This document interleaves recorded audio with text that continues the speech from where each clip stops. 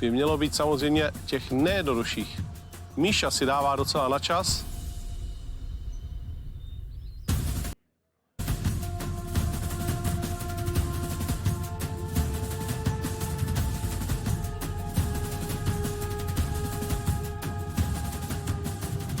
Pět, 4, 3, 2, 1. Pepa to natahoval, ale zvládnul to jako poslední, nicméně včas. Dám vám chvíli, abyste si nacítili, jaké to je. Držet ten žebřík samozřejmě pokud možno v rovnováze s tou jednou kostkou. Nevadí ani vítr, který dost často dělá problémy. Absolutní soustředění všech. Není třeba to nějak zvlášť natahovat. Pro druhou kostku jdeme teď. Teď už těch 30 vteřin bude vypadat daleko kratších.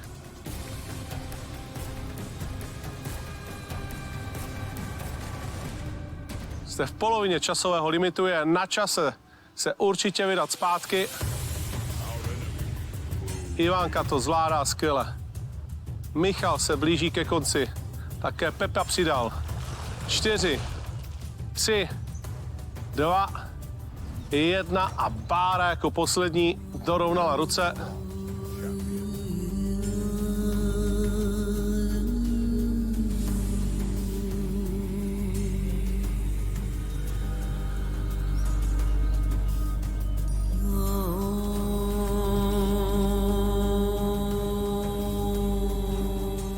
Teď to začne být samozřejmě o něco zajímavější. Těch kostek je celkově 5, 2 zvládá každý z vás úplně bez problému.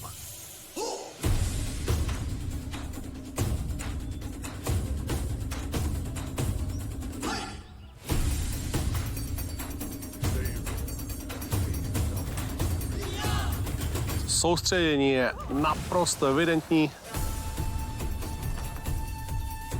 Pro další kostku vyrazíme teď.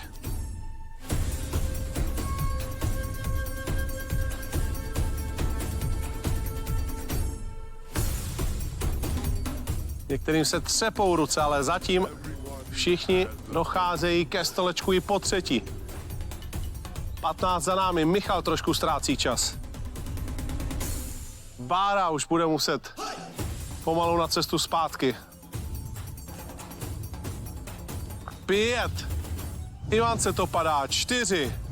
A další padají Natálie, Zuzka 3. Naty taky 2. 1. A Bára také padá. Tak tohle byl masakr. Michal, Matuš, Pepa, Míša, David a také Aneta, které se nepovedl dnešní souboj.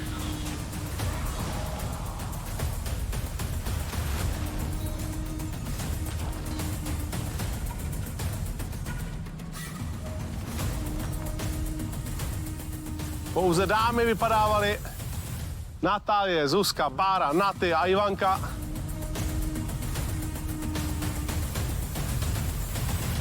Vypadá to, že čtvrtá kostka možná úplně rozhodne o tom, kdo z vás dokáže získat individuální imunitu a samozřejmě také velkou moc nad tím, kdo vypadne.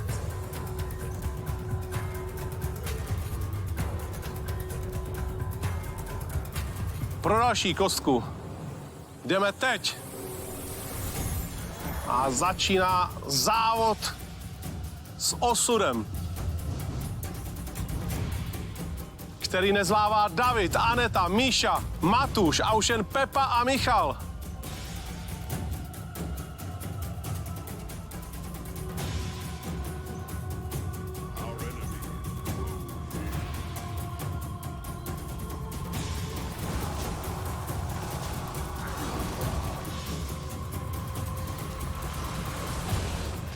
Posledních pár vteřin.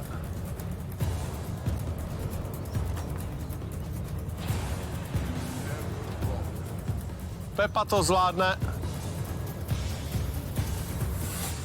Pepovi to padá a Michal nakonec vítězí. Tak to je neuvěřitelné. Michal to dokázal a získává individuální imunitu.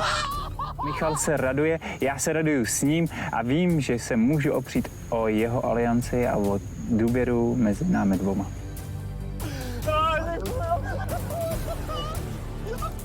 Nakonec to nechtělo moc, ke čtvrté kostce jsme se téměř nedostali, ale Michal to vydržel nejdéle, pojď si pro ní, je tvoje individuální imunita. Děkuji, Ondro. Gratuluju moc. Děkuju. Tak myslím, že skoro to nemohlo.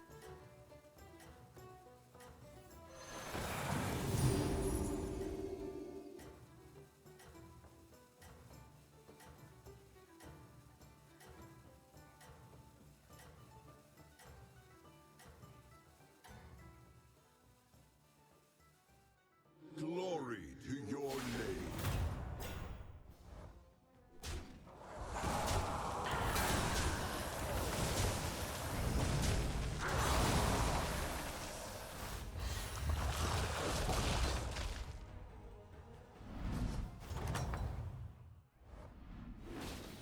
You will turn the tide of fate.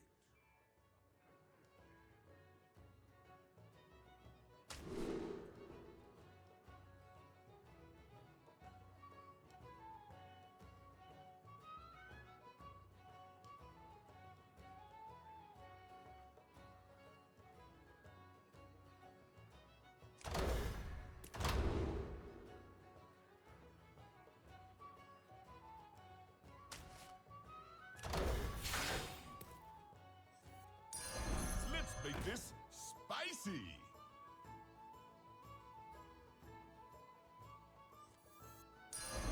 A 5-star. Very well.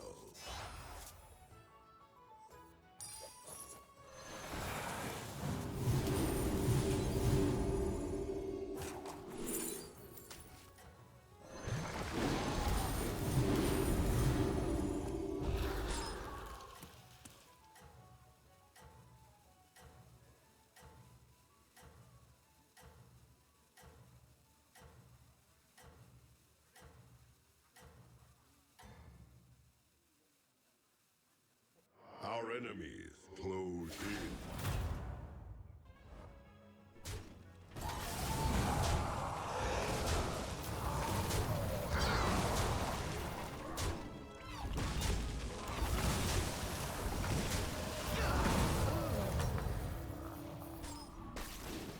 How do you fare?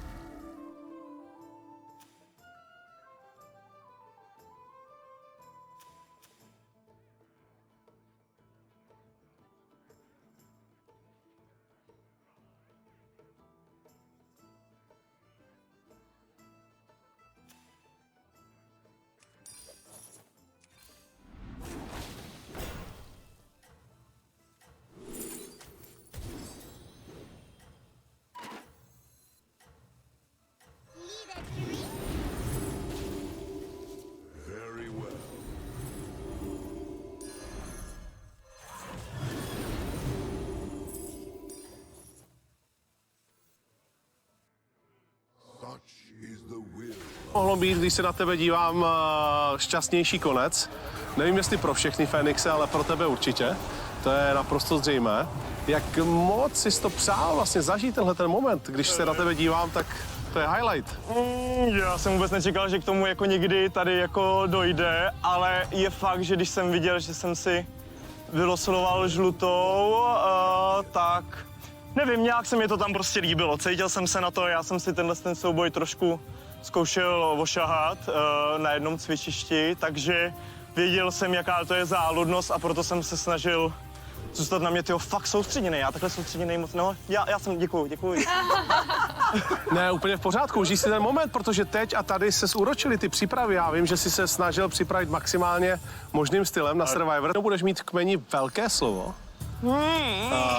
To slovo síly, které zatím nikdo moc nepoužívá, nebo se mi snaží dokonce lidi říct, že to snad k tomu nepatří, což je samozřejmě nesmysl. Tak jak se na to těšíš, že budeš vlastně určovat, kudy kmen půjde? Hele, já vůbec teďka nad tímhle nezvládám uvažovat, vůbec. Teďka je Michal tady někde, jo? Já se těším, že udělám celému kmeni dobrou večeři, kterou máme naplánovanou a že si spolu sedneme a myslím si, že bude dostatek času ještě přemýšlet nad nějakýma takovýmhle věcma, ale teď ne, teďka takhle jenom, jo? Pepo, hodně těsné to bylo, co tě zklamalo? Mě zklamalo, Ondro, že jsem zklamal svoji trenérku, my tohleto trénujeme docela často s mojí dcerou a mě teď mrzí, že jsem nedokázal vlastně, že jsem si zahrál na tu její roli, většinou ona je ten, kdo mi to jako bourá a bohužel ten pátý jsem tam nedal, no. To jsem tam chtěl dát asi nejvíc, prostě ještě ten jeden stupínek a pak to bouřit sám. Já ani nevím, proč mi to jako spadlo, ty si říkal si, že jsem v pohodě, možná to mě jako hodilo do pohody. Je to moje chyba. Hodíme to. Není to tvoje vina, ale cítil jsem se v pohodě, tak... Klidně to můžeme hodit na mě, teď budeš stejně jako vy všichni ostatní muset bojovat o svůj život, protože až se příště uvidíme na kmenové radě, tak pro jednoho z vás to bude naposledy. Pro dnešek je to Fénixové vše, vraťte se zpátky na svůj ostrov.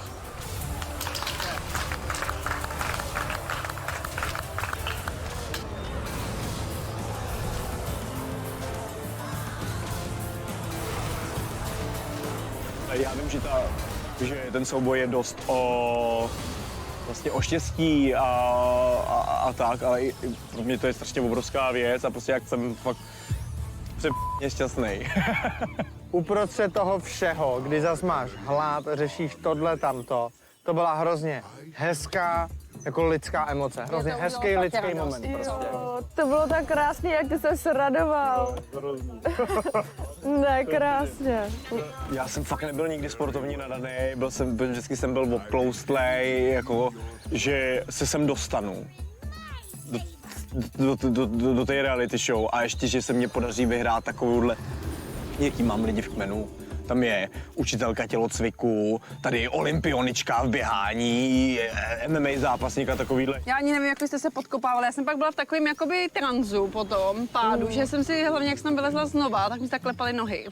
No, že jak máš takový ten jakoby šok z toho, že jako dobrý, nějak se jako sebereš, teď jako se tam kinkláš znova. A potom už jsem, pak mi tam ty slzičky jako trošičku ukáply, už jsem nekoukala vůbec, kde jste vy a jenom jsem koukala na to, na Natku. Jsou zlatý, nikdo vlastně v kmeni mi to nevyčet, všichni mě podpořili, naopak si z toho dělali fakt všichni prostě že tam Aneta, matka 2 dětí, visí hlavou dolů a že to bude opravdu stát za to, tyhle momenty. No teď nás bude čekat hlavně ta kmenovka, že jo? To je nemilé. Kmenovka, ale myslím si, že furt jakoby To je nemilé. je nás tady dost. Udržet si pozitivního ducha, ale samozřejmě je to... Hele, je to nepříjemný. Nechci na to ještě vůbec ani myslet, ale velmi brzy to přijde, no. Je to nepříjemný za každý situace, ale na druhou stranu si nemyslím, že to je zase tak jakoby ještě furt děsivá jako pozice. No, kmenovka je vždycky děsivá. Celý ten souboj my jsme si užili, nastalo tam prostě ty věci, ať už můj pád, nebo to, že pro Natálku to bylo moc těžký, tak konec konců na tu kmenovku se vlastně možná i těšíme.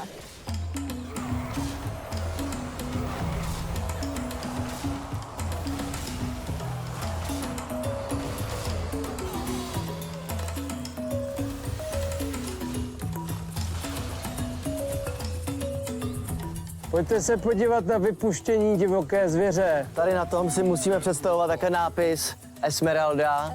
Esmeralda. To jde potom změníme na druhou stranu a tam bude Hideaway. Teraz sa snažíme tú sliepočku ukludniť, nie je nervózna. Spravili sme taký príbytok pre ňu. Tamhle jsme jí připravili dokonce i takový snášecí místo, takže pokud bude Esmeralda snášet, tak tady... Koukám, že má v kurníku už 2 pořádný kohouty. Puťa. Pojď, Esmí, pojď. Nebo ten, dělal to někdo? Pája, kde je? Jsi tady.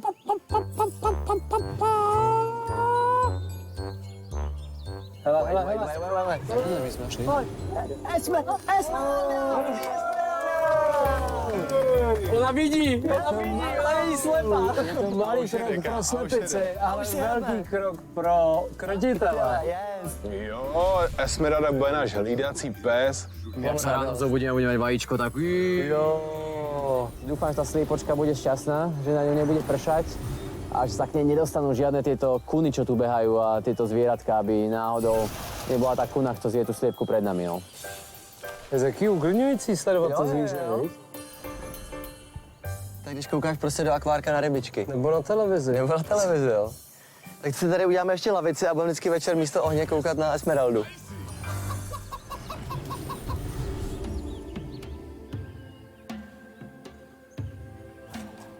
Ty co budeme dělat zítra, nebo pozítří, nebo já nevím kdy, co, koho, jak, proč. Jmenovce? No, hele, potřeba to dobře promyslet, Jo. kvůli Jo. číslům. Ale máme teda základ, že my 3 plus na ty, Jo. 4, Jo, a prostě tomu 4. nabalíme hlasy. Jo. Teďko, hele, nabízí se za mě Aneta, protože pořád je tady to riziko, že má prostě nějakou imunitu. A vlastně myslím si, že Aneta se cítí hodně v bezpečí a vlastně by to vůbec nečekala. Při představě, že bych s ní šel do sloučení, tak jako asi nechci. Že bys jí nevěřil. Nevěřil bych Já jí to na mám sloučení. tak, že jí věřím fakt jako dočasně.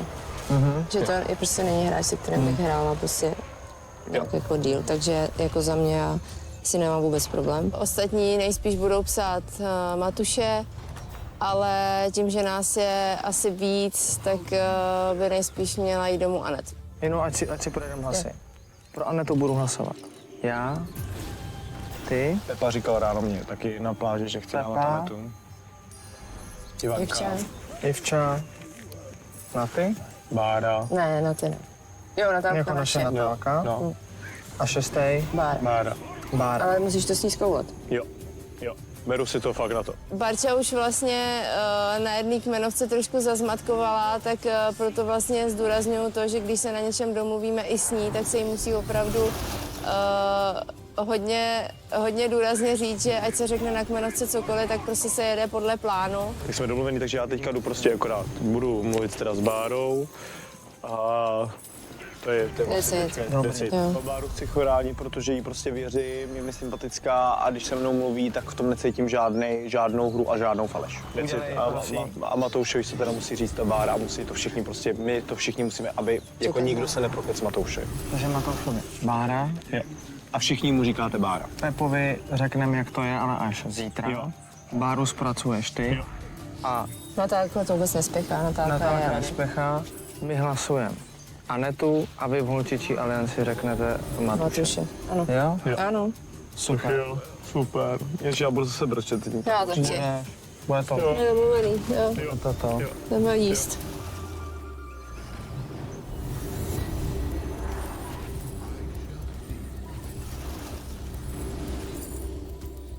Já doufám, že uvěří tomu, že všechno, co jsem řekl, jsem řekl a že ten switch jim taky řeknu, že nebude samozřejmě. A řeknu jim, že vlastně to, že jestli moje mise byla úspěšná nebo ne, se dozví prostě brzo, ale já jim to rozhodně říct nemůžu. Já bych dneska čekal na tom souboji, že řekne, tak Romane, včera jsi dostal na výběr, jestli nastoupíš s krotitelema, anebo nenastoupíš, jaké je tvé decision. No. To je vlastně to, proč já si myslím, že to prostě máme každý jinak a proto on to nemohl vůbec takhle veřejně řešit. Jo, aby jako nenastínil něco Fénixům. Nebo oni vlastně věděli, že tady já mám nějaký na výběr a že se něco jako toto. Oni nic neví, já jsem prostě odjel na misi a najednou jsem u vás. Když vidím, jak chodí, je takovej rozmrzelej, určitě zatím něco bude, co nám skrývá. A mám trochu nutkání zjistit, co to je. Dobře. A to je prakticky to, co my víme i ona, takže.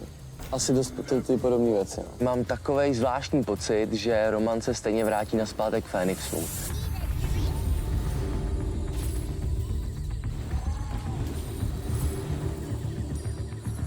Ještě potřebujeme si tam tu Anet dávat. Tak ho dává mi to největší smysl. Jako, že ten cít, že má No. to, tak prostě jako jo. No. A hlavně ono je za mě fakt jako velkou hrozbu, jako po té sociální stránce, takže jako... Určitě není rozhodnuto, po kom chci jít a určitě není rozhodnuto ani po to, kom chcou jít ostatní. Vím, že Míša rozjíždí tady plány, že chce prostě vyhazovat kluky. Míše už začne nevěřím prostě ani slovo, i když mi jednou ukecala. Je to dost v něčem slizkej takovej bazilišek.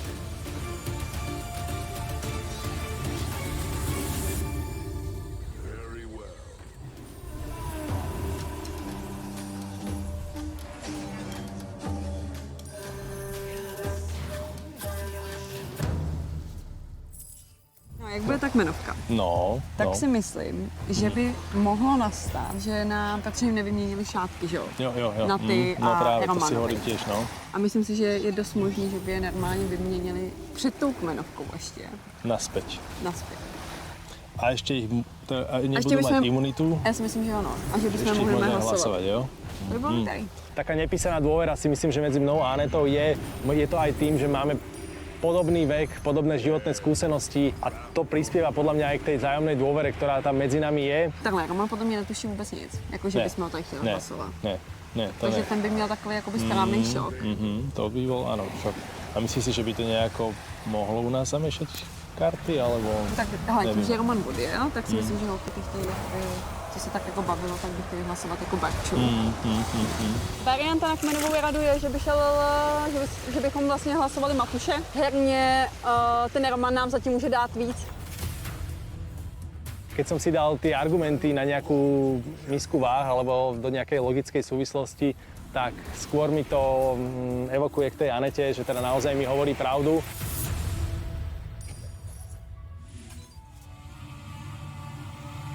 Michaela pro mě hrozba určitě taky je nějakou tady tím zasévačstvím, ale furt si říkám, že v tom kmeni máme jako pořád lepší pozici. Občas přiběhne a řekne mi vždycky, že jsou mošklivý. Tady není dobrý extrémně vyčnívat a nebýt zase úplně extrémně ten, o kterým se neví. Já jsem už byla tak, že mi prostě chce říct nějaký věci. Jo, jak se situace má, Jak situace má, aby mi to jako objasnila tím, že jsem si přišla. Já jsem ho jako jinou. Ale tak určitý moment prostě začne být až moc.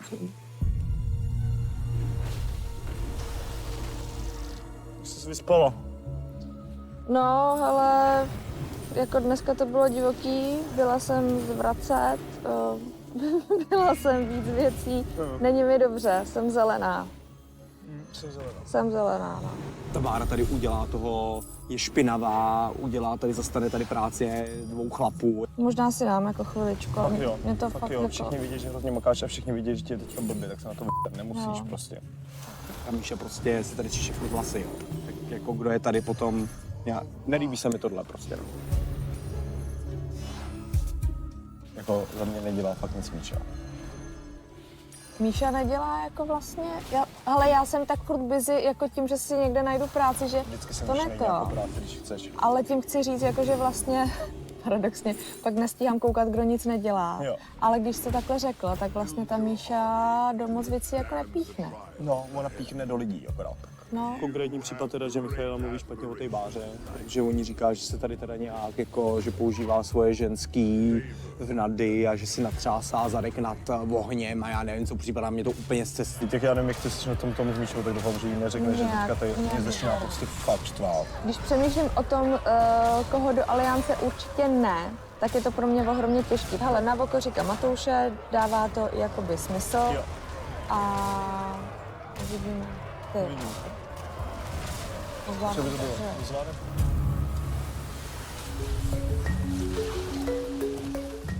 Roman měl teda jako asi hodně špatný sny.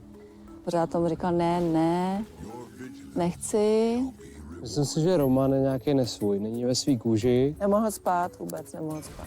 Myslím si, že by bylo zajímavý v rámci kontextu celé hry a toho, aby jsme se blíž dostali tomu, jestli Roman lže nebo ne, aby nám přísahal na něco, na čemu záleží. Jako je v nepříjemné pozici, já bych ho tady asi jako neroustoval a to, že mu nevěříme, to je jako, to je zřejmý, no.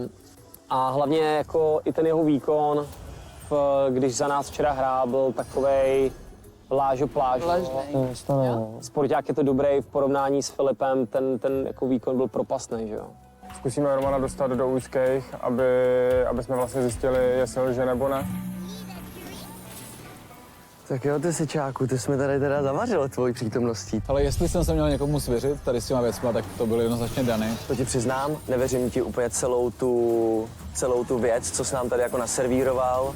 Samozřejmě ty pochybnosti o tom, jestli nám říká plnou pravdu, taky jsou. Já jsem prostě potřeboval, aby tam bylo co nejméně jakoby věcí, které budou možný jako ohýbat. Samozřejmě narazili jste na různé věci, jo. Takže je to tak, že to není úplně true. Jo, vlastně. Je to tak. OK.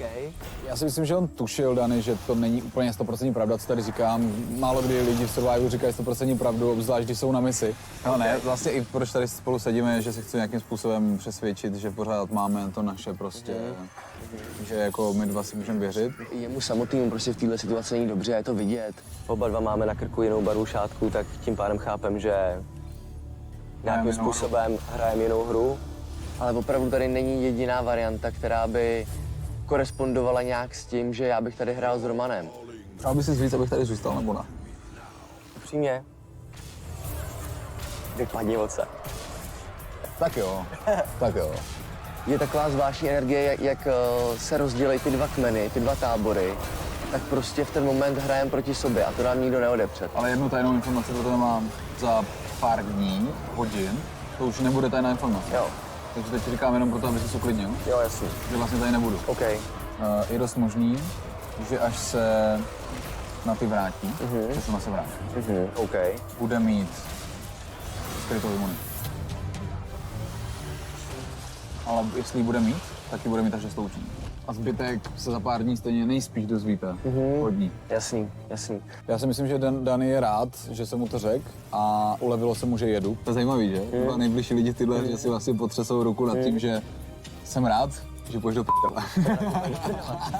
Ano, jsem velmi rád, že Roman opustí náš kmen.